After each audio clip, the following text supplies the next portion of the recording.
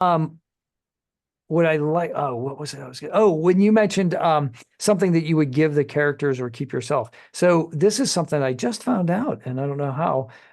But being an Adventure League dungeon master, and for those in the don't know what Adventure League is, it's kind of D&D organized play, and people volunteer to be dungeon masters, and you can walk in with the character that you've already had created or without one, and just make one on the spot and just have like a one session game. So if you just want to taste D&D, you can walk in, or if Hmm. you're, don't have the time commitment for a campaign, you can Mm. go when you want, and then like maybe you don't go for 2 months and then you go again, like that kind of thing. But the one of the incentives for people to volunteer their time and study modules and adhere to the rules of Adventure League, which, homebrew is always more fun because you can do whatever you want, but Adventure League does have rules, is that if you when you pass out that magic item at the end of the game, usually there's a special item that's associated with each of the tiers and each of the adventures.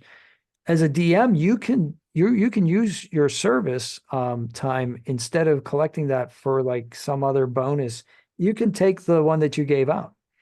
So Mm. it gives the DM incentive to give out some pretty cool stuff. So like the other day, I had a tier 3, and these guys got like a +3 pike, and I'm like, oh man, I wish I had that. Mm. Later, I'm reading the Adventure League rewards thing, and there's a lot of cool rewards. And then at the very bottom, it said you can give away your service hours for this adventure that you just ran if you want that item. And I was like, oh, I have a character that wants that item. Yes, please. +3. But it was a really tough adventure. They actually were in Cholt, and they met the adventure as written has a red dragon and a Baylor.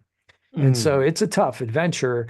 And then the way I rewrote it, the prologue, I said, we're on Cholt. We got to have dinosaurs. So I gave him some dinosaurs, especially Yeah. the druid appreciated that because now he's like, I'm studying this dinosaur. I'm like, I'll bet you are. Mm.